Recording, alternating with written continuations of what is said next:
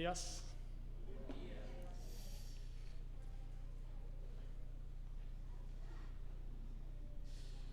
Siempre me encanta la frase, una de las canciones que cantamos, que dice: cuando me llame al paraíso estar, su rostro siempre a contemplar. Me imagino ese momento cuando el Señor, no sabemos cuándo, pero en algún momento diga: bueno, basta, a tu hogar eterno, su rostro siempre a contemplar. Qué preciosa verdad. Bueno, hermanos, les invito a abrir sus Biblias, por favor, en 2 Corintios. 2 Corintios, capítulo 5.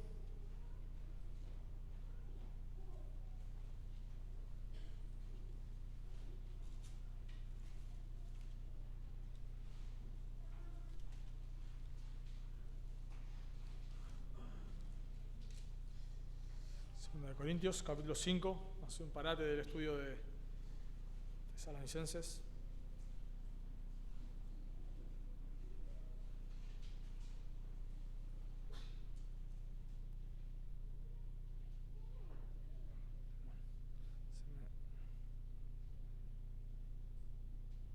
Se me retrabó el reloj.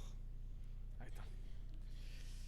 2 Tesalonicenses, capítulo 2 Corintios, capítulo 5. 2 Corintios, capítulo 5.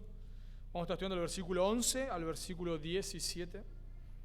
2 Corintios, capítulo 5, versículos 11 al 17. Leo de la versión Valera 60, dice la palabra de Dios. Conociendo, pues, el temor del Señor, persuadimos a los hombres, pero a Dios les es manifiesto lo que somos, y espero que también lo sea a vuestras conciencias. No nos recomendamos, pues, otra vez a vosotros, sino que os damos ocasión de gloriarnos por nosotros, para que tengáis con qué responder a los que se glorían en las apariencias y no en el corazón. Porque si estamos locos, es para Dios, y si somos cuerdos, es para vosotros. Porque el amor de Cristo nos constriñe pensando esto, que si uno murió por todos, luego todos murieron, y por todos murió, para que los que viven ya no vivan para sí, sino para aquel que murió y resucitó por ellos. De manera que nosotros, de aquí en adelante, a nadie conocemos según la carne. Y aun si a Cristo conocimos según la carne, ya no lo conocemos así. De modo que si alguno está en Cristo, nueva criatura es. Las cosas viejas pasaron, he aquí todas son hechas nuevas. Oramos. Señor, damos gracias por tu palabra. Cada mañana que podemos abrirla, estudiarla, es una muestra de tu gracia, tu misericordia. Qué precioso, Señor, que podemos tenerla con libertad en nuestras manos. Queremos rogarte, por favor, que tú la uses en esta mañana. Que tú salves, Señor, a aquellos que no te conocen. Que tú nos santifiques. Señor, reconocemos que te necesitamos. Reconocemos que necesitamos oír tu voz. Reconocemos que la única persona importante en este lugar eres tú, Señor, no somos nosotros. Entendemos que venimos a adorarte a ti, Dios, y queremos conocerte más, y entendemos que la manera es por medio de tu palabra. Por eso rogamos que tu Espíritu Santo utilice en esta mañana tu palabra para tu gloria. Por favor, lo pedimos en el nombre de Jesús. Amén. Un cliché es algo que solemos usar, ¿no? Son frases que están como hechas ya y quizás se usan cuando uno no sabe qué decir. Son verdades importantes, pero cuando no sabes qué decir, dirás hay un cliché, generalmente son cosas importantes. Por ejemplo, se suele usar en las películas románticas, cuando se corta una relación: no soy yo, no sos vos, soy yo. Bueno, eso es un cliché, eso es una frase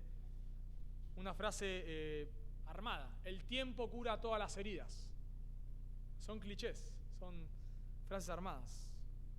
Cuando te despiden de una empresa grande, siempre te dicen esto: estamos reestructurando la empresa.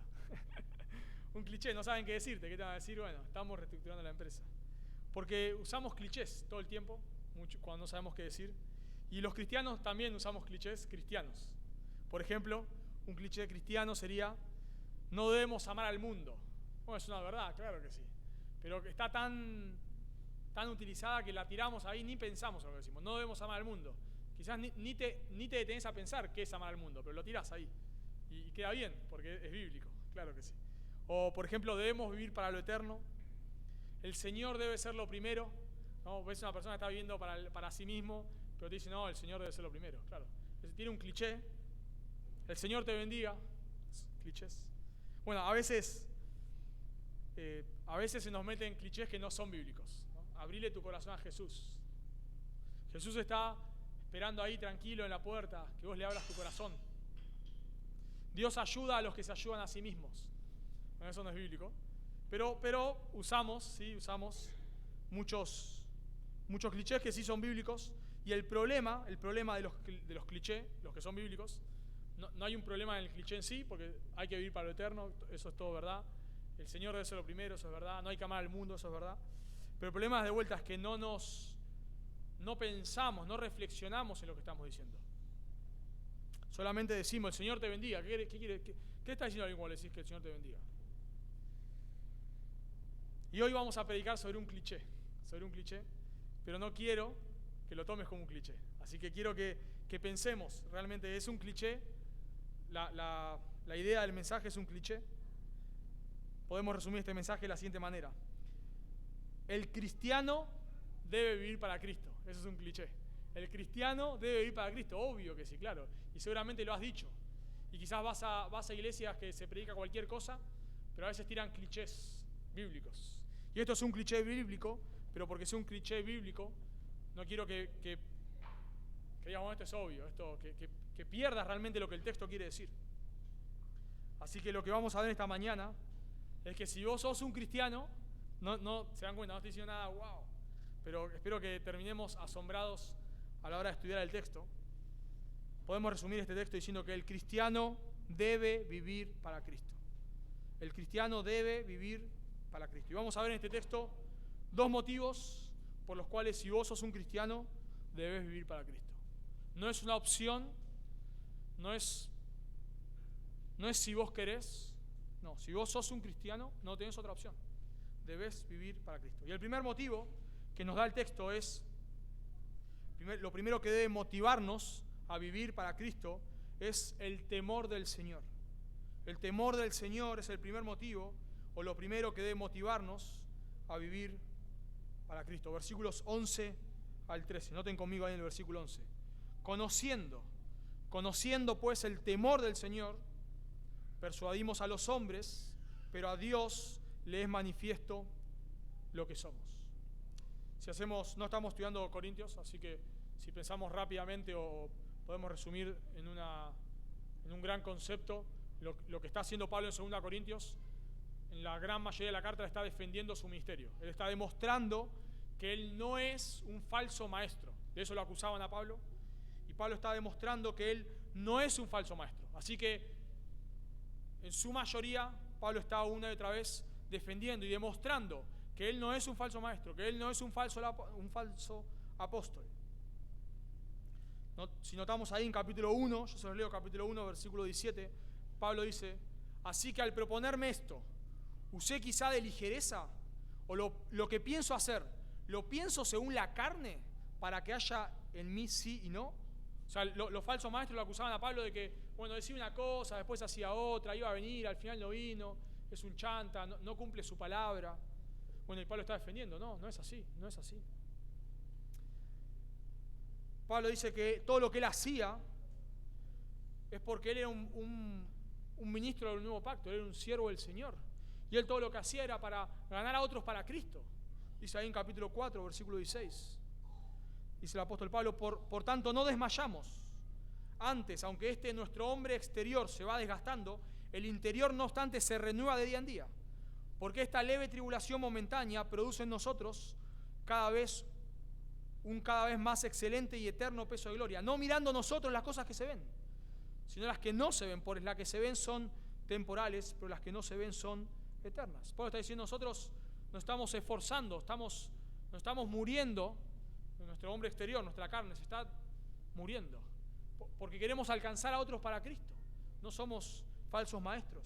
En capítulo 5, versículo 10, dice el apóstol Pablo, porque es necesario que todos nosotros compadezcamos ante el tribunal de Cristo para que cada uno reciba según lo que haya hecho mientras estaba en el cuerpo, sea bueno o sea malo.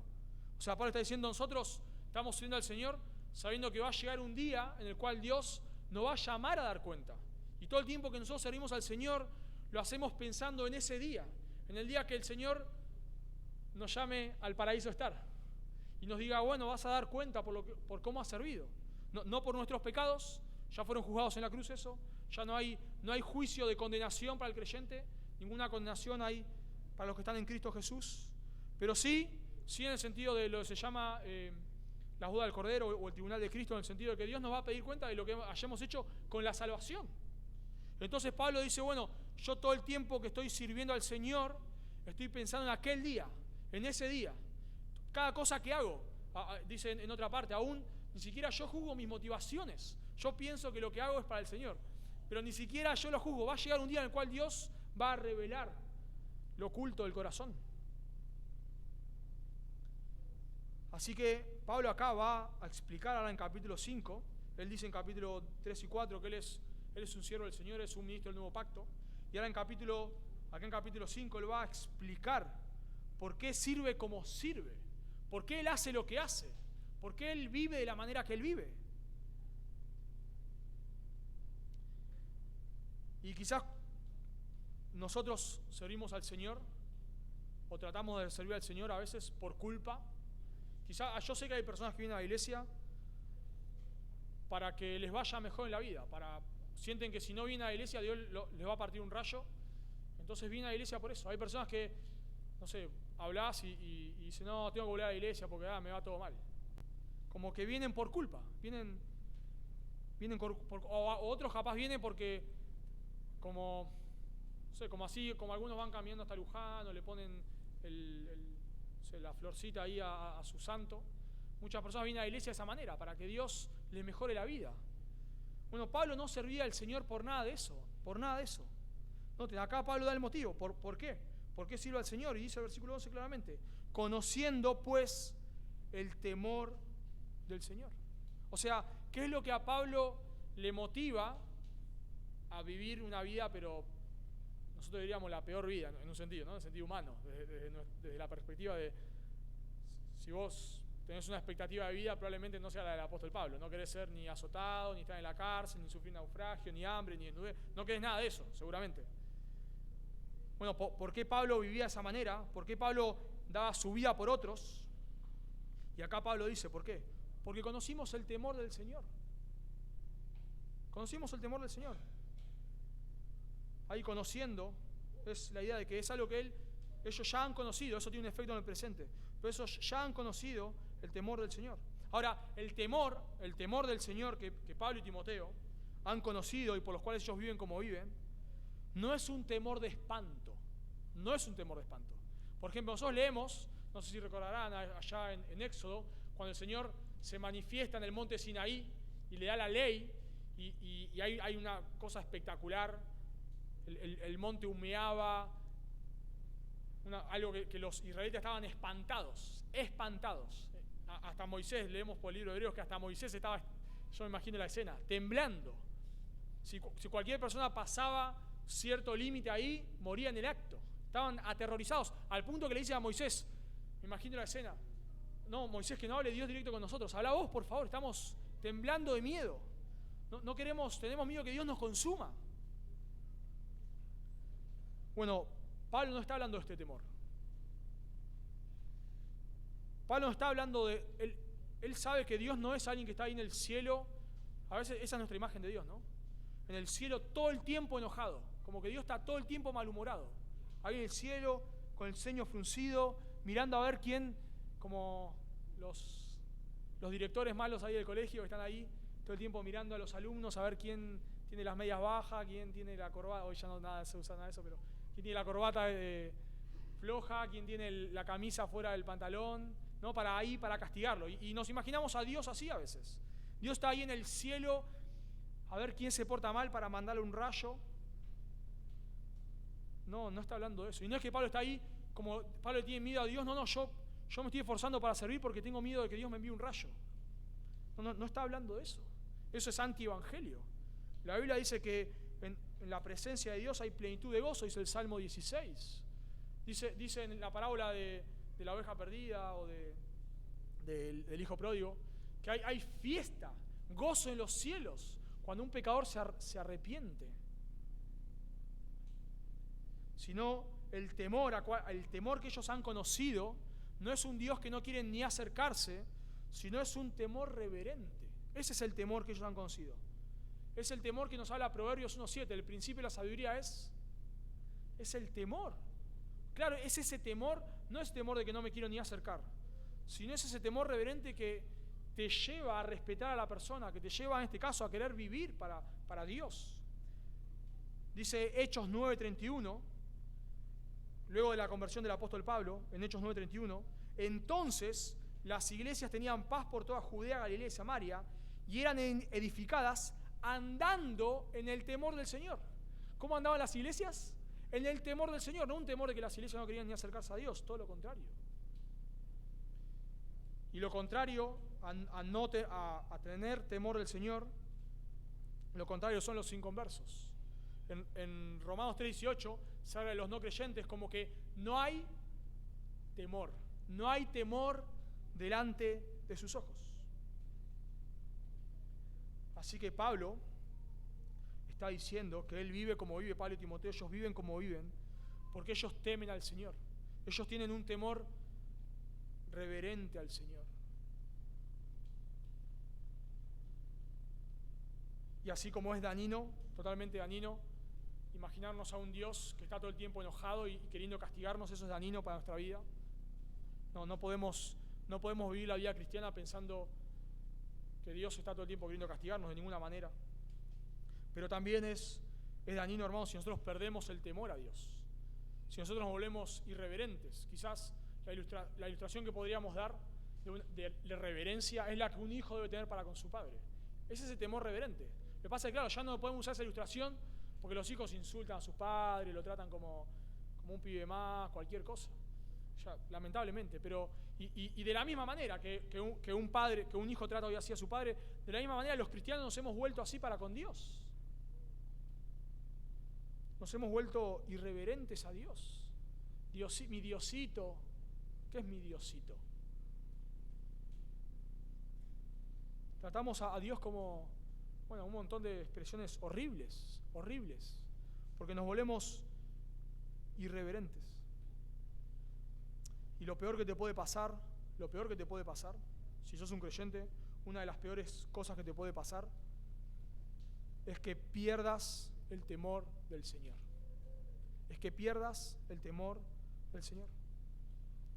¿Y saben por qué nosotros perdemos el temor del Señor? Porque en la mayoría de los casos, el 90% de los casos, no nos suele pasar lo que le pasó a Usa. ¿Recuerdan lo que le pasó a Usa? Usa quiso tocar el arca, quizás con una buena intención, y cayó consumido ahí. Eso le pasó a Usa. No nos suele pasar lo que le pasó a Ananías y Zafira. ¿Qué pasó a Ananías y Zafira?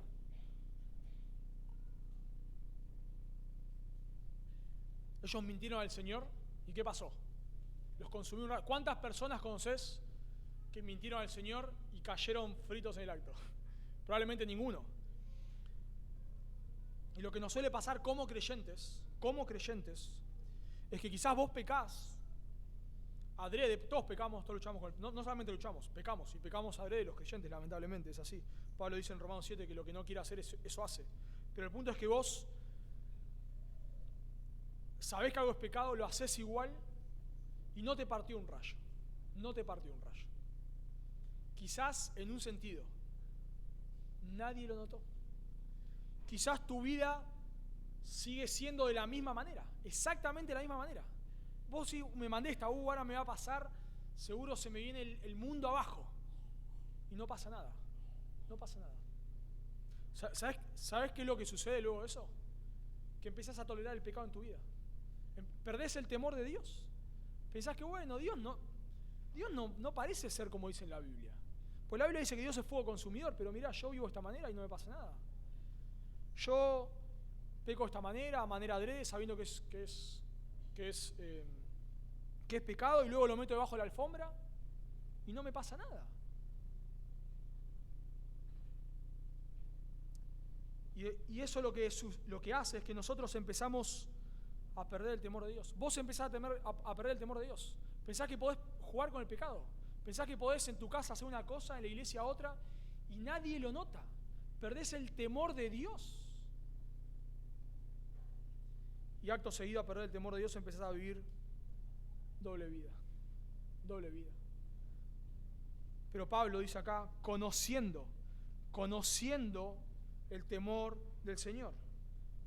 Noten que lo que a Pablo le lleva a servir como sirve es conocer a Dios. Conocer el temor del Señor. ¿Cómo haces vos para temer a Dios? ¿Cómo haces? Conociéndole más a Dios. O sea, la única manera en la cual vos vas a poder temer a Dios, ¿cómo es? Si vos realmente sabés cómo es Dios. Claro, si vos te haces un Dios, es como se hace la gente. Un Dios de bolsillo. Un Dios que está ahí en la mesita de luz, solamente le pide, Dios le da todo lo que Él quiere y nada más. Y Dios es como el genio de la lámpara.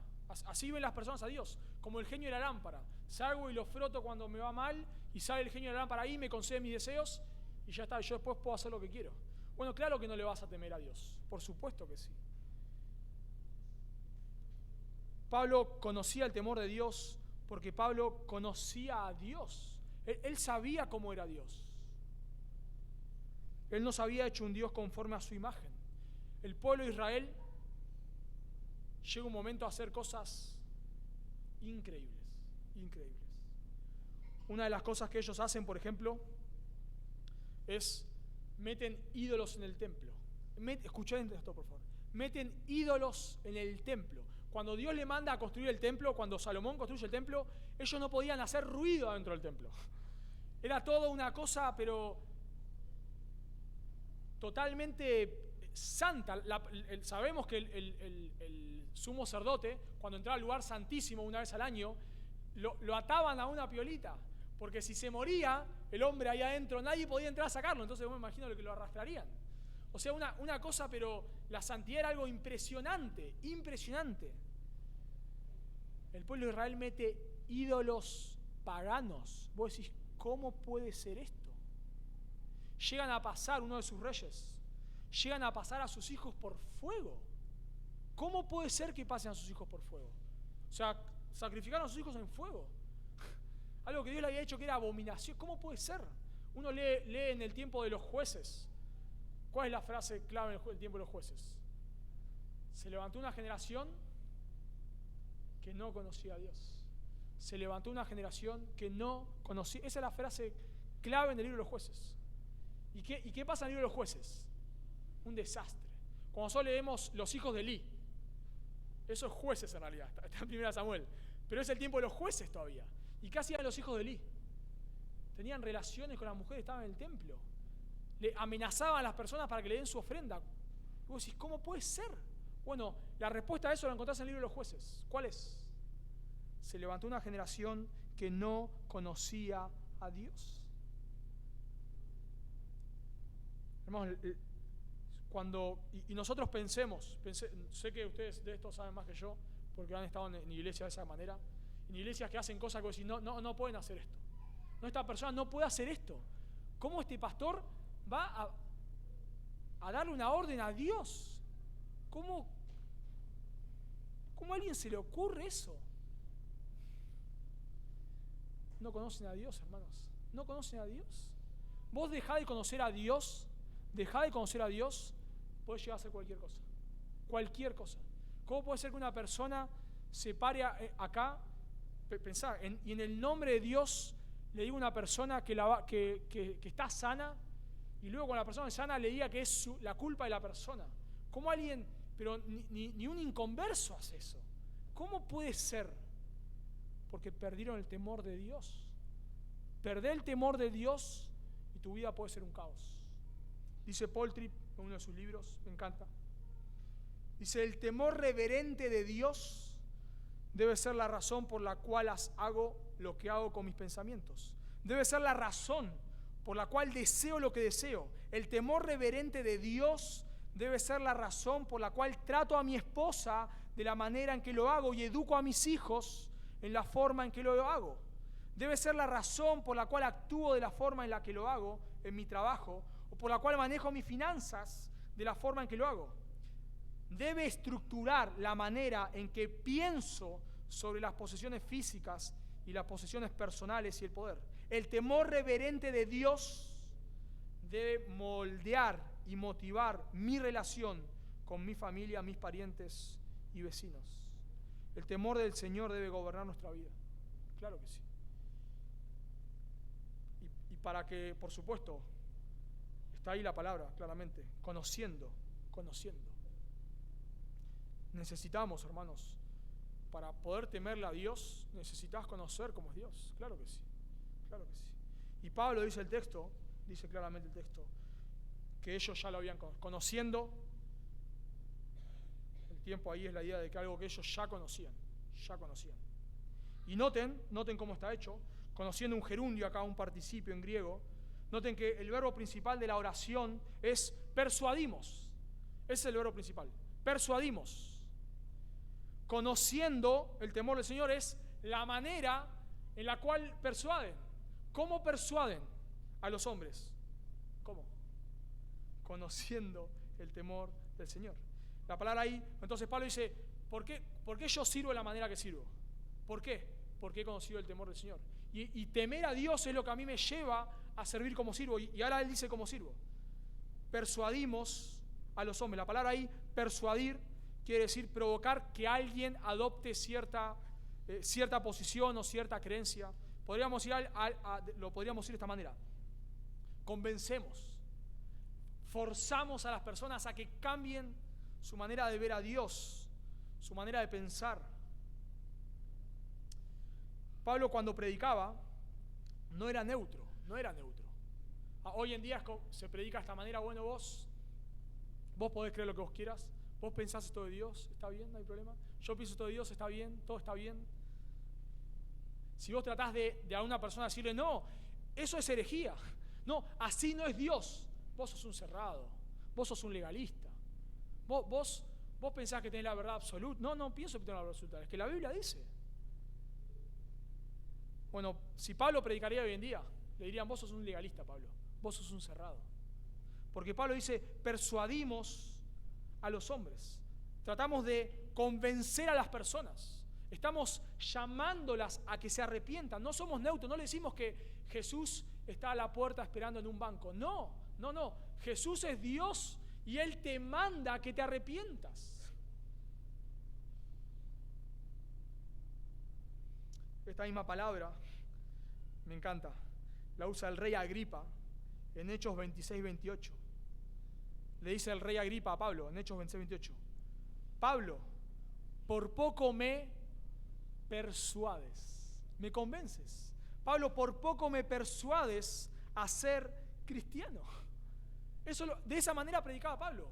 Pablo quería convencer a las personas. Y quizá la persona le decía, bueno, pero yo no estoy tan convencido. No, esto es así. Es así. Nos cuenta Lucas en Hechos 18:4, justamente Pablo estando en Corinto, dice que Pablo discutía en la sinagoga todos los días de reposo y persuadía a judíos y a griegos.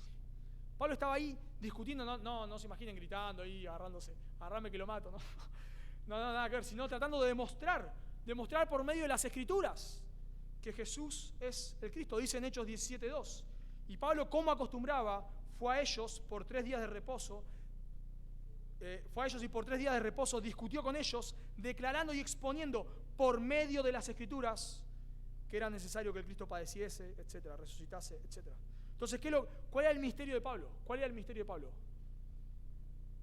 Ir a las personas y predicarles el Evangelio, persuadirlas, decirles que están perdidas, decirles que están bajo la ira de Dios, decirles que vos no podés creer lo que vos quieras e ir al cielo. Creer lo que vos quieras te va a llevar al infierno. Creer lo que la Biblia dice te va a llevar al cielo, claro que sí. Cuando las personas quizás le decían a Pablo, no, así no es mi Dios. Bueno, claro que así no es tu Dios. O porque tu Dios no es así porque tu Dios no es Dios. Por eso tu Dios no es así. Si tu Dios fuese Dios, sería así. Claro que sí. Pero Pablo, la persuasión de Pablo, hermanos, de vuelta, no tiene que ver con manipulación humana. Algo que es aberrante es cuando, por ejemplo, a un niño le fallece su padre, cristiano su padre, y el padre le dice, ¿vos querés ir donde está tu papá? Eso es manipulación, hermanos. No hagas eso. Eso es manipulación. Ni siquiera puedo asegurar que su padre está en el cielo. Eso es manipulación. El niño no debe querer ir ahí porque está su padre. Pues si su padre no estaría ahí, aún el niño debería arrepentirse de sus pecados. Eso es manipulación. Pablo no hacía eso. Pablo no usaba técnicas humanas. Hoy con el pianito, ahí termina la reunión, y las luces, bajamos las luces acá, y ahora ponemos el pianito de fondo, y empiezan a hablar. Pablo no hacía eso. Recuerdo una vez, esto lo viví en carne propia, yo no andaba en los caminos del Señor, pero estaba en un lugar que era como una especie de sketch, se daba de teatro, una cosa así, de stand-up. Y me acuerdo que había una persona hablando, y estábamos todos llorando de la risa, pero de verdad, llorando, no podías parar, no podías respirar, llorando de la risa. Y no me pregunten cómo, yo no sé, pero en un momento empiezan a poner música de fondo, así, el hombre empieza a cambiar las palabras, empieza a apelar a nuestras emociones, y estábamos todos llorando como bebés, pero de verdad, llorando como bebés. Hace un minuto estábamos descostillando la risa, al otro minuto llorando como bebés. Nos manipularon humanamente. Bueno, Pablo no hacía eso. Pablo trataba de persuadir a las personas por medio de la palabra de Dios. A Pablo se lo acusaba, vamos a ver, justamente de esto, de ser un palabrero, de ser ya lo hemos visto, un sofista, un charlatán. Y Pablo dice, no. Nosotros queremos persuadir a las personas porque tememos a Dios. Y noten lo que sigue diciendo el versículo. Pablo en todo lo que hace no está pensando lo que piensa del lado, está pensando lo que piensa Dios. Noten el texto ahí. Pero a Dios le es manifiesto lo que somos. La palabra ahí manifiesto es la misma que se usa en el versículo 10 para hablar de comparecer, de algo que se va a hacer evidente. Yo me imagino, cuando Pablo predicaba, algunas personas deberían pensar, como vamos a ver en el versículo 13, que Pablo estaba loco, que Pablo es un charlatán. Pero a Pablo no le importaba eso, no le importaba.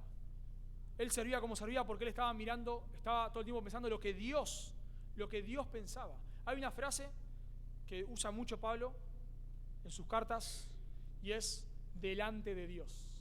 Delante de Dios. Cuando le da la encomienda a Timoteo, ahí en 2 Timoteo capítulo 4, dice, te encarezco delante de Dios. Delante de Dios. 2 Timoteo 2:15, procura presentarte a Dios aprobado como obrero que no tiene de qué avergonzarse. En 1 Timoteo 5:21 le dice a Timoteo, te encarezco delante de Dios. O sea, Pablo todo lo que él hacía, lo hacía consciente de que Dios lo estaba. Él temía a Dios, no temía a los hombres. A él no le importaba si pensaban que estaba loco, era un palabrero. No le importaba. Pablo sabía que iba a llegar un día en el cual Dios le iba a llamar a dar cuenta. Y él conoció a Dios. Sabía cómo era Dios. Y por eso servía como servía. Noten lo que sigue diciendo el texto, por favor. Dice, versículo 12. No nos recomendamos pues otra vez a vosotros, sino os damos ocasión de gloriarnos por nosotros para que tengáis con qué responder a los que se glorían en las apariencias y no en el corazón. O sea, lo que Pablo acá está diciendo es esto. Miren, hermanos, y por eso lo que Pablo hace acá, lo que Pablo hace en este texto, en esta carta, solamente lo puede hacer alguien que no tema a Dios. Solamente lo puede hacer alguien que no tema a Dios. Pablo dice, no nos recomendamos otra vez. ¿Por qué dice eso? ¿Por qué? Bueno, porque las personas que lo acusaban, una de las cosas que decían es que él se recomendaba a sí mismo. Probablemente las personas que lo acusaban a él eran judíos, porque él habla, bueno, etc. Él hace referencia en capítulo 12, 13 a que pueden ser judíos. ¿Y qué dice Proverbios 27:2? Alábete el extraño y no tu propia opinión. Ahora, si Pablo se está defendiendo acá, ¿qué le podrían decir estos falsos maestros? Miren lo que dice en Proverbios. Pablo no se tiene que alabar a sí mismo.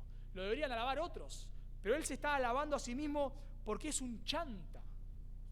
Porque es un falso maestro. Pero a Pablo no le importaba eso. No le importaba. ¿Te pasó alguna vez que vas a decir, ¿me defiendo o no me defiendo? Y si me defiendo y quedo como que soy un orgulloso y en realidad me estoy defendiendo, o a veces uno quiere compartir algo y no lo hace porque que es una bendición. Y si lo comparto y piensan que soy un orgulloso, y si lo comparto y piensan que lo estoy compartiendo para querer hacerme ver, y si todo el tiempo pensamos en otros. Imagínate a Pablo acá, que capaz lo estaban acusando de que Pablo en realidad, al que lo recomienda a Pablo es él mismo, dicen. Él mismo, es un chanta este hombre. Es un falso maestro. Así que Pablo podría decir, bueno, si yo ahora mando una carta para defenderme, ¿qué van a pensar? ¿Qué van a pensar? ¿Que soy un orgulloso? No nos importa. No nos importa, dice Pablo. Porque yo conocí el temor de Dios. Entonces, como conocí el temor de Dios, no me importa lo que piensen. Y Pablo dice, yo les digo esto no para recomendarme. Podríamos decirlo de otra manera. Yo no digo esto porque yo necesito su aprobación. No me importa su aprobación. Yo sé que voy a dar cuenta a Dios. Pero yo les estoy diciendo esto, aunque ustedes piensen que lo hago para autoexaltarme, aunque ustedes lo piensen, yo lo hago para que ustedes tengan con qué responderle a los falsos maestros. O sea, ¿por qué hace esto Pablo? Imagínense. Un falso maestro, uno de estos falsos maestros que ya se había introducido ahí en Corinto, está acusando al apóstol Pablo de ser un chanta. Y los corintios capaz no tienen que decir. ¿Y eso qué va a hacer? Que le crean a los falsos maestros. ¿Alguna vez te pasó que vos querés defender a alguien y alguien te tira un argumento sobre esa persona que vos no lo podés rebatir? Quizás porque te falta información, no importa, no lo podés rebatir. ¿Qué hace eso? ¿Qué hace? Que vos pienses que la persona es un chanta. Si alguien te dice, no, en realidad esto lo hizo porque ama el dinero, y vos no tenés pruebas de que no es así, no tenés pruebas, ¿qué vas a decir? ¿Qué vas a decir? Y bueno, el que calla otorga, ¿no? Un cliché. El que calla otorga. Bueno, Pablo acá dice, bueno, yo estoy diciendo esto para que cuando los falsos maestros me acusen a mí, ustedes puedan decir, no, esto no es así. Y de esa manera, ustedes no sean arrastrados por su falsa enseñanza. Note, Pablo dice acá que para los que se glorían en las apariencias y no en el corazón. Y de vuelta, pensando en las apariencias del corazón, es lo que se desprende del temor de Dios. Pablo no está preocupado en las apariencias, no está preocupado en lo que otros piensen de él, está preocupado en Dios. Y Pablo quiere que ellos se gloríen no de las apariencias de las personas, sino en el corazón. Porque justamente una de los argumentos, muchas veces que usan los falsos maestros, son las apariencias. Si Dios te bendice, ¿cómo tenés que ser? ¿Cómo tenés que ser si Dios te bendice? Próspero. O sea, para una persona, alguien bendecido por Dios es alguien con mucho dinero, con mucha fama. Esas son las apariencias. Una vez hablaba con alguien con respecto al Evangelio, falso maestro, y esta persona linguneándome me decía, ¿y vos estuviste por Centroamérica? No estuve me hubiese gustado, pero no estuve por Centroamérica. ¿Y qué tiene que ver que no estuve por Centroamérica? ¿Cuál es la cuestión de esto? Claro, ¿cuál es el punto de no estuve por Centroamérica? Claro, porque las apariencias, nosotros nos pensamos todo el tiempo, nosotros tenemos en nuestra mente un concepto del cristiano exitoso. ¿Cómo es el cristiano exitoso? De esta manera. ¿Cómo es el pastor exitoso? De esta manera. Una persona con canas y que habla de esta manera, que tiene tantos hijos, que vive en tal lugar. Ese es nuestro concepto de cristiano. Entonces, todo lo que no se corresponda con nuestra apariencia externa del cristiano exitoso, no es un cristiano exitoso. Bueno, Pablo dice, yo todo esto le digo, y esto tiene que ver con toda la defensa que él viene haciendo en la carta, para que tengan que responder a los que se glorían de las apariencias, a los que le dicen, no, bueno, pero en realidad si vos fueses exitoso, si vos tuviese la bendición de Dios, todo te iría bien. Bueno, que tengan, no es así. Y noten cómo sigue diciendo Pablo acá en el versículo 13, acá Pablo da el motivo. Porque si estamos locos es para Dios y si somos cuerdos es para vosotros. El punto de Pablo acá es, si estamos locos, como algunos dicen que estamos, Bueno, es para su bien, es para su bien. Pablo, el rey Agripa, no, Festo, le dice a Pablo, luego de esta predicación, las muchas palabras te vuelven loco. Las muchas palabras te vuelven loco. Pablo dice, yo temo a Dios, sé que voy a dar cuenta delante de Dios, y yo trato de persuadir a los hombres, trato de convencerlo. Y si alguien piensa que soy un chanta, que piense que soy un chanta. Si alguien, ¿te lo han dicho alguna vez? Vos estás loco. ¿Qué me estás hablando de la resurrección de los muertos? ¿Qué? ¿Vos estás loco? ¿Te volviste loco? Bueno, si estamos locos, dice Pablo, ¿para quién es? Para vosotros. Bueno, que piensen que estoy loco, no me importa. Lo hago porque los amo a ustedes. Y si estamos cuerdos como realmente estamos, ¿para quién es? Para Dios. El punto de Pablo es, yo no hago lo que hago pensando en mí mismo. No hago eso. Lo hago pensando en otros. Y si otros quieren pensar que yo soy un chanta, que piensen que soy un chanta. No tengo ningún problema. Y si ustedes quieren pensar que estoy loco, dice Pablo, que piensen que estoy loco. No me importa. Yo vivo como vivo, pensando en Dios y pensando en otros. A mí lo que me motiva a persuadir a las personas y a llamarlas al arrepentimiento y aún a escribir a ustedes esta carta, aunque la consecuencia sea que ustedes piensen que yo soy un falso maestro que quiero meterlos en mi bolsillo, no me importa, dice Pablo, no me importa. Porque a mí lo que me motiva es el temor del Señor. Por eso, si vos querés servir al Señor, lo primero que a vos te debe motivar, no solamente en el servicio, a vivir la vida cristiana, es el temor a Dios. Necesitas temer a Dios. Vos necesitas vivir tu vida cristiana sabiendo de que nosotros no te estamos mirando 24 horas. No te estamos mirando 24 horas. Que el que te está mirando 24 horas, ¿quién es? Dios. Y que aún la persona que vive con vos ni siquiera puede ver tu corazón. Necesitamos, hermanos, recuperar eso. De vuelta a lo que quizás nos ha llevado a vivir un cristianismo light, un cristianismo donde estamos hastiados de escuchar la frase, sí, esta iglesia dice esto, pero son todos unos chantas. Y no como una falsa acusación, sino como una verdadera acusación, lamentablemente. Estos son todos unos chantas, sí. Este dice esto, pero en realidad volvió de su trabajo, es un boca sucia, está todo el día haciendo cualquier cosa. Este dice esto, pero engañó a su mujer acá, hizo esta otra cosa acá. Estamos cansados de eso, cansados. ¿Qué es lo que hace que el cristianismo se viva de esa manera? Que hemos perdido, hermanos. Hemos perdido el temor a Dios. Lo único que nos importa es lo que las personas dicen. Entonces, si yo vengo acá y aparento ser una persona, aparento ser alguien, y ustedes se lo creen, ya estoy cómodo. Ya está. Porque me importa lo que ustedes digan y nada más. Bueno, debes saber que la vida cristiana debes vivirla con el temor a Dios. Así que el primer motivo, lo primero que debe motivarte a servir al Señor es el temor, o a vivir para el Señor es el temor de Dios. Y el segundo motivo, más brevemente vamos a verlo, lo segundo que te debe motivar a vivir para Cristo es el amor de Cristo. Es el amor de Cristo. Noten conmigo, por favor, versículo 14. Dice, porque el amor de Cristo nos constriñe. Porque el amor de Cristo nos constriñe. La palabra constreñir quiere decir, bueno, hay una discusión si es que te empuja o te sujeta, pero quizás podemos decirlo que el amor de Cristo nos aprieta. El amor de Cristo en otro lado se usa como el amor de Cristo nos sujeta. Una traducción lo traduce de esta manera, me encanta. El amor de Cristo no nos deja elección. No nos deja elección. El amor de Cristo, o sea, el temor a Dios, y ahora Pablo pasa al amor de Dios, el amor de Cristo nos hace que no podamos hacer lo que quiere, que queramos. El amor de Cristo nos constriñe. Y ahora Pablo dice, pensando esto, y explica qué es este amor de Dios. Que si uno murió por todos, luego todos murieron, y por todos murió para que los que viven ya no vivan para sí, sino para aquel que murió y resucitó por ellos. O sea, es como que Pablo dice, bueno, yo temo a Dios, o sea, temo a Dios, por eso hago lo que hago, y yo también amo a Dios. Y pensar en el amor de Dios hacia mí, es lo que me lleva a vivir como vivo. Y Pablo acá dice, pensando esto, que si uno murió por todos. Ese uno que murió es Jesús. La Biblia dice que uno murió por todos. ¿Por qué esta expresión de uno murió por todos? Bueno, porque Jesús vino a morir la muerte que nosotros merecemos.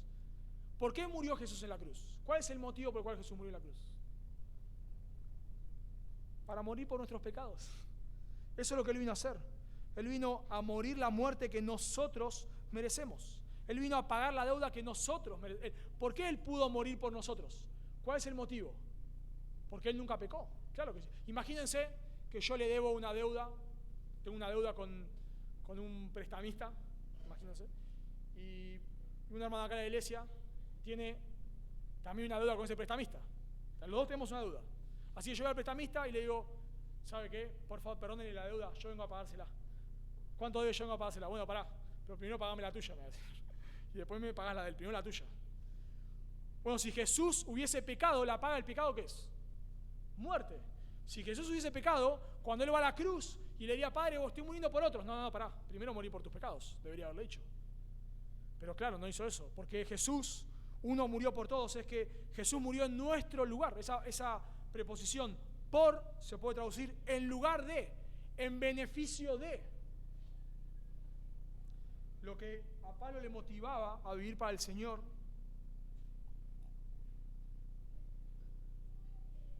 es que Dios se hizo hombre. Dios se hizo hombre para vivir la vida que vos no podés vivir. Él se hizo hombre para cumplir la ley que vos y yo quebrantamos una y otra vez. Dice, uno murió por todos. Ese todos, ahí todos hace referencia a todos los que creerían en Él. Jesús vino a salvar un pueblo. Jesús vino a morir por personas específicas. No hizo un cheque en blanco. No hizo un cheque en blanco, bueno, acá está el cheque, hagan lo que quieran. Como yo imagínense, acá pensando en esta ilustración, traigo una bolsa de caramelos y la pongo arriba de la mesa y digo, bueno, agarren los caramelos que quieran, acá tienen los caramelos, agárrenlos. Yo ahí no le di caramelo a nadie en específico. O sea, dejé los caramelos y lo que quiere que los agarre, están ahí. Eso, ahora, distinto es que yo le diga, fulanito, vení, toma, acá tenés un caramelo, vos, fulanita, vení, acá, ¿no? Bueno, eso es lo que Jesús está diciendo cuando dice, uno murió por todo, no es que Jesús hizo un cheque en blanco. No. Jesús vino a morir por personas específicas. ¿Cómo lo sabemos? Que ese todos se refiere a los que Cristo vino a redimir, porque dice luego todos murieron. Bueno, si sería absolutamente todas las personas, entonces este texto debería enseñar salvación universal, porque dice que uno murió por todos, luego todos murieron. Entonces, si todos murieron, haciendo referencia a morir al pecado, entonces todos deberían ser salvos. No todos van a ser salvos. A Pablo le constriñe, hermano, le constriñe pensar que Jesús murió por sus pecados, que Jesús vino a redimirlo a Él, específicamente con nombre y apellido. Él va a decir años más adelante en Efesios, Dios nos escogió antes de la fundación del mundo, antes de que el mundo existiese, antes de que Adán y Eva pecaron, porque la cruz no es el plan B, es el plan A. Antes de que Adán y Eva pecaron, el Señor ya decidió salvarnos. Eso a Pablo lo consumía, lo sujetaba. ¿Cómo no iba a vivir para Él si Él murió por mí? Pablo sabía que Él estaba muerto en sus delitos y pecados, sabía que merecía el infierno, y ese amor de Cristo no le dejaba opción. Cuando nosotros cometemos dos errores, uno de ellos es no pensar en la salvación de manera personal, pensar que bueno, Dios dejó un cheque en blanco y yo fui tan inteligente que lo agarré. Cuando explotaron la piñata, yo fui más fuerte que el resto y le metí un codazo a uno, una pata al otro y agarré. Entonces yo tengo los caramelos porque fui fuerte. O cuando pensamos quizás de otra manera y bueno, yo no era tan malo. Yo en última instancia no robé un banco, no abusé de nadie, no asesiné a nadie, no hice cosas tan graves en mi vida. No hice cosas tan graves. Bueno, probablemente eso te lleve a que, claro, no, el amor de Cristo no te constriñe, como que bueno, sí, Jesús me amó, Dios me dio una ayudita, ¿no? Diríamos, me ayudó un poquito. No te ayudó un poquito, Ibas camino al infierno, sos un creyente y el Señor te atrajo hacia Él. En una parábola, el Señor Jesús le da una parábola a un fariseo, a Simón, en Lucas 7. Una parábola de alguien que se le perdona mucho, se le perdona poco. Y Jesús le dice en Lucas 7:47, por lo cual te digo que sus muchos pecados, lo de una mujer que le había lavado los pies con sus lágrimas, lo había secado en sus cabellos y había derramado perfume sobre sus pies. Dice, por lo cual te digo que sus muchos pecados, el de esta mujer, le son perdonados porque amó mucho. Mas aquel a quien se le perdona poco, poco ama. Esta mujer entró ahí cuando Jesús estaba comiendo, le enjuagó los pies con sus lágrimas, le secó con sus cabellos, derramó un perfume. Leíamos esta historia con Cami, un librito que ella tiene, y en el librito decía que generalmente las personas tienen los perfumes para no usarlos nunca, porque eran muy caros, no es como hoy. Bueno, hoy también son caros, pero en ese momento era inaccesible. Entonces vos te compras un perfume quizás para no usarlo nunca. Y esta mujer los derramó sobre los pies de Jesús. ¿Por qué hizo esto? Porque se dio cuenta de sus pecados. Se dio cuenta de sus pecados. Y Simón, el fariseo, no hizo nada de eso. Para que nos demos una ilustración. Es como que vos llegas a la casa de alguien. Esto hizo Simón. Vos llegas a la casa de alguien y la persona te recibe hablando por teléfono. Ah, sí, sentate por ahí, por favor. Sí, sentate. Y se va así hablando por teléfono, corta, se pone a hablar con el vecino, vos estás ahí parado, ¿no? Y vas.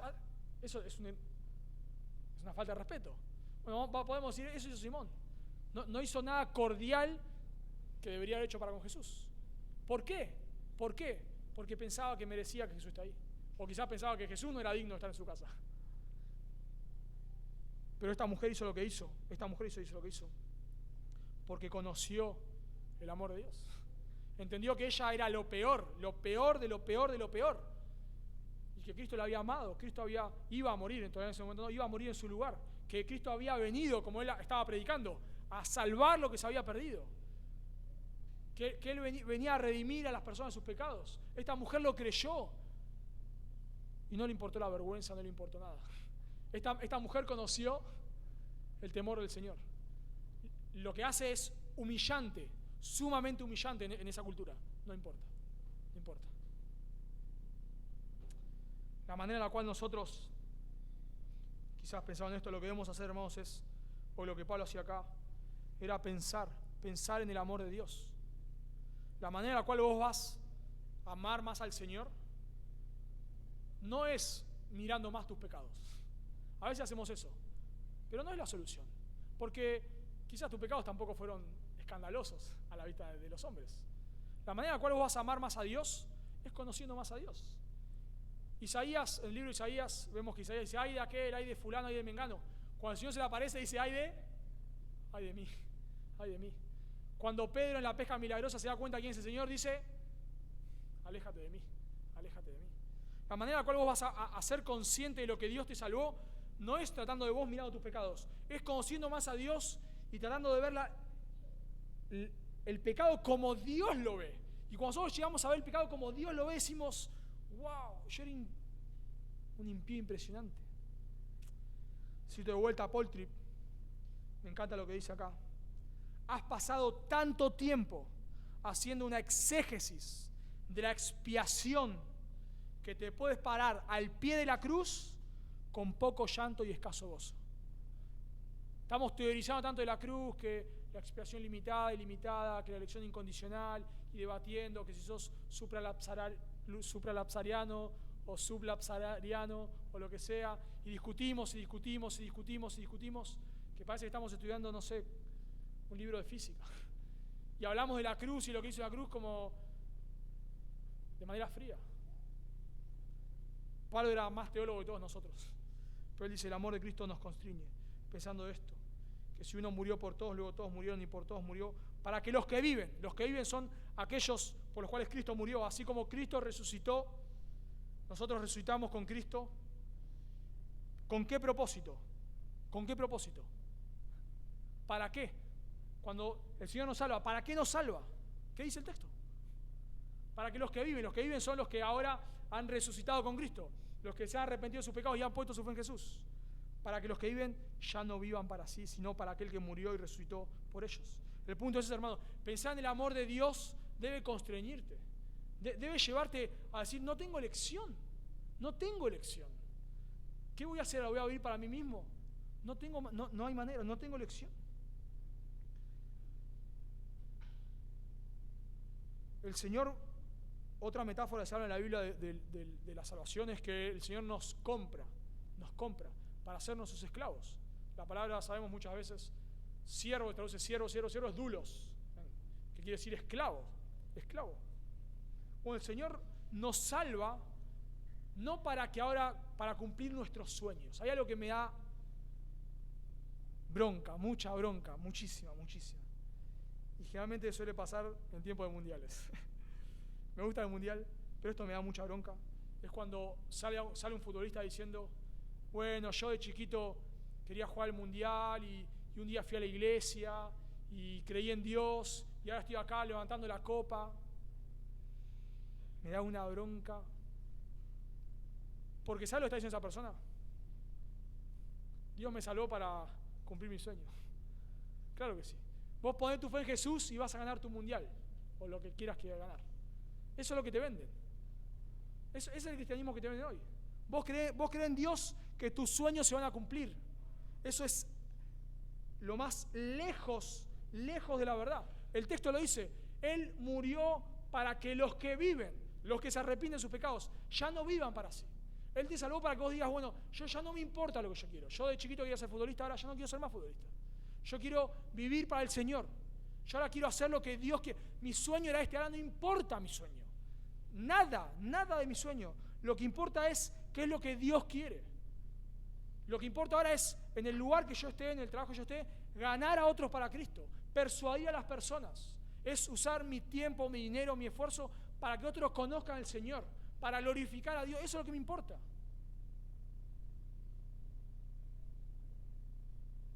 Continúa diciendo Pablo, noten cómo el pensar en el amor de Cristo y en lo que el Señor hizo en su vida, transforma su vida completo. Versículo 16, de manera que nosotros de aquí en adelante a nadie conocemos según la carne. Y aun si a Cristo conocimos según la carne, ya no lo conocemos así. Pablo usa esta expresión según la carne para hablar desde una perspectiva humana. Pablo está diciendo en este texto, de manera, en conclusión, como el Señor me salvó, pienso el amor de Dios y ahora yo quiero vivir para el Señor, ahora ya no veo la vida como la veía antes. Si alguno conocimos según la carne, si conocimos a las personas con una perspectiva humana, ya no lo conocemos así. Si antes mirábamos a las personas según su apariencia y yo antes trataba de tener amigos según lo que esos amigos me podían dar a mí, y cuando este amigo ya no me podía dar nada, fuera, que venga otro. Y si buscaba una relación con una persona, era para que esa persona me haga feliz a mí, y cuando esa persona ya no me hacía feliz, fuera, no te quiero más. Así vivíamos, pensando lo que podías obtener de las personas. Y si buscaba un trabajo, me importaba que ese trabajo me daba a mí, según la carne. Y dice Pablo, y aun si a Cristo conocimos según la carne, ¿por qué? Porque lo que Pablo pensaba de Cristo es que él era un judío blasfemo, eso es lo que Pablo pensaba. Dice George Ladd, en su introducción al Nuevo Testamento, dice, conocer a Cristo según la carne significaba verle como un pretendiente mesiánico blasfemo que transgredía la ley de Dios tal y como la entendían los fariseos y que merecía ser ajusticiado. Eso pensaba Pablo de Cristo. ¿Qué dice Deuteronomio? Maldito aquel que muere en un madero. Entonces, ¿qué pensaba Pablo de Cristo? Que él era maldito por Dios. Hasta que Pablo entendió que no es así, hasta que el Señor lo salvó. Y Pablo después dice, no, ahora entiendo en Gálatas, él fue hecho maldición por nosotros. No, él no era un maldito, él fue hecho maldición por nosotros. Pablo dice, ya la vida no la veo de la misma manera. No la veo de la misma manera. Ahora Jesús, quizás tu concepto de Jesús era alguien que estaba ahí para cumplir tus deseos, alguien que está ahí, como dice, ¿no?, sentadito a la puerta esperando, porque Él es un caballero, esperando que vos le abras. Ahora conoces al Señor, te das cuenta que nada que ver. Absolutamente nada que ver. Él es el Rey de reyes y Señor de señoras. Él es el Rey de gloria. Él es aquel que merece que vos te postres delante de Él. Él Él es aquel que si vos no te arrepentís hoy, un día va a venir el juicio y te va a condenar. No es alguien que está ahí en la puerta inofensivo. Dios no es alguien que está ahí, un abuelito en el cielo. No. Él es fuego consumidor. Nuestra perspectiva cambia por completo. Y concluye Pablo, y concluimos versículo 17. De modo que si alguno está en Cristo, nueva criatura es, las cosas viejas pasaron, y aquí todas son hechas nuevas. Si alguno está en Cristo, de manera que si ya no solamente soy yo, dice Pablo, ya no solamente, esto no es algo que me debe impactarme a mí. A veces nosotros pensamos que Pablo era como otra raza de cristianos, como alguien bueno, está bien, pero Pablo es Pablo, ¿no? Decimos. Pablo dice, no. O sea, no, esto no se trata solamente de mí. No es que, bueno, solamente yo debo vivir de esta manera porque yo perseguí a la iglesia. Entonces, bueno, yo me la tengo que bancar, vos podés hacer lo que quieras. No. De manera que si alguno, cualquiera, vos estás en Cristo, bueno, si estás en Cristo esto aplica a tu vida. De modo que si alguno está en Cristo, nueva criatura es. La palabra hay nuevas, y todo este pasaje tiene en paralelo con Apocalipsis 21. La palabra nuevo ahí es la que se usa en Apocalipsis 21. He aquí, cielos nuevos, esa es la palabra. Cielos nuevos y tierra nueva, es la misma palabra. O sea, así como Dios hace una nueva creación, a vos te hace un nuevo habitante de esa creación. Es la misma palabra que usa Jesús en Apocalipsis 21:5. He aquí hago nuevas todas las cosas. El punto es, hermanos, que si vos ahora estás en Cristo, sos un habitante del cielo nuevo y la tierra nueva. Sos una nueva creación. Así como Dios hará cielos nuevos y tierra nueva, Dios te hace una nueva creación. Cito de vuelta a George Ladd, la renovación de la nueva humanidad no designa una renovación gradual de carácter moral, sino que esta, que ya existe en Cristo, se va haciendo realidad en la iglesia cristiana de forma progresiva. ¿Qué quiere decir esto? Que Jesús no te salvó para que ahora seas un poco mejor. No es que sos el mismo renovado. No es que Dios modeló tu casa. No, la destruyó, agarró como las grúas esas con la bola esa gigante y la destruyó por completo. No es que vos detrás y dices, sí, es la misma casa, sí, agrandé el living. No es que vos ahora sos la misma persona, pero que venís a la iglesia. Sos la misma persona, pero que ahora hablás un poquito mejor. No. Si vos sos un creyente, la Biblia dice, sos una nueva criatura. Sos otra persona. Sos otra persona. Me encanta, siempre que veo una ilustración, trato de preguntar antes. Acá no lo pregunté, pero lo voy a decir. No voy a decir el nombre, pero me imagino que no se va a ofender. Cuando hablo con un matrimonio y me cuenta su testimonio, me dice, no, Mati, pero después de conocer al Señor volvió, era otra persona, me dice. Y tratan como de explicarme lo inexplicable. O sea, no sé cómo explicarlo. Era otra persona. Acá era el mismo, no es que volvió otro esposo. Pero era otra persona, era el mismo, pero era otro. y tratan de explicártelo. Y es que no pueden. Y claro, es que esa era la misma persona. Yo le pedía el documento a la misma persona, el nombre era el mismo. Pero era otra persona. Porque eso es lo que hace el Señor. Te transforma por completo. Y yo no he conocido a muchos, creo que la mayoría de las personas no me han conocido a mí de no creyente, ni aún en Carapachay.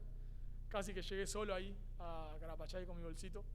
Así que no me conocen mucho, pero sí sé que a veces conocemos a personas, y sé que acá hay un montón, que conocen a personas antes de llegar al Señor y ahora. No lo puedes creer. No lo puedes creer. Es otra persona. O sea, es la misma persona, pero es otra persona. Y a veces te cuentan, ¿no? No, pero yo era así, no puede ser. Yo era un egoísta, no puede ser. No puede ser, ¿cómo? Yo era tal cosa, no puede ser. Porque el Señor nos cambia por completos, hermano. Por eso es una contradicción. Alguien que dice ser creyente y lo único que dice es un pequeño cambio en su vida. Apenita. ¿Por qué es un creyente? Porque ahora viene a la iglesia. Eso es todo. Todo. Porque ahora de vez en cuando lee su Biblia. Eso es todo. No es un creyente. No es un creyente. Porque Dios nos hace una nueva criatura. completamente otros. Somos habitantes del cielo nuevo y la tierra nueva. Obviamente eso se manifiesta de a poco, se manifiesta gradualmente. Es como un barco. Imagínense que un barco, nunca me he manejado un barco, pero espero que esta ilustración sirva. Vos no, si un barco vas para allá y querés ir para el otro lado, no lo coleás como Rápido y Furioso y salís para el otro lado. Empezás a girar el timón.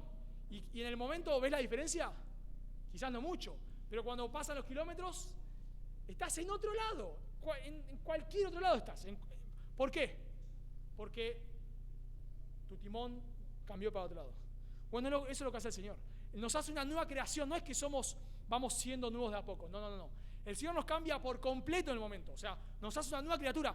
Ahora, claro, eso se manifiesta de manera progresiva. Claro que sí. Por eso luchamos con el pecado, por eso pecamos, por eso hay cosas que todavía no han cambiado en nosotros, porque es progresivo. Pero a medida que el tiempo va pasando, hermanos, nos vamos alejando cada vez más. Porque somos una nueva creación. Por eso, hermano, lo que debe motivarte a vivir para el Señor es conocer a Dios. Necesitamos como iglesia nosotros conocer, y por eso estudiamos las Escrituras, y por eso hacemos el seminario, y por eso tratamos de que en cada momento se estudie la Biblia. Por eso hay un discipulado de jóvenes y se está enseñando sobre Dios, los atributos de Dios, porque necesitamos entender y conocer a Dios. Es la única manera que vamos a temer a Dios. Y en segundo lugar, necesitamos reflexionar en lo que Cristo hizo. Necesitas reflexionar en la cruz. Pero déjame preguntarte para terminar, y ¿hay evidencia de salvación en tu vida? ¿Hay evidencia de salvación? ¿Podés decir la expresión que se usa acá? He aquí, ahí en el versículo 17. He aquí, esa expresión de asombro. He aquí todas son hechas nuevas. Es un asombro.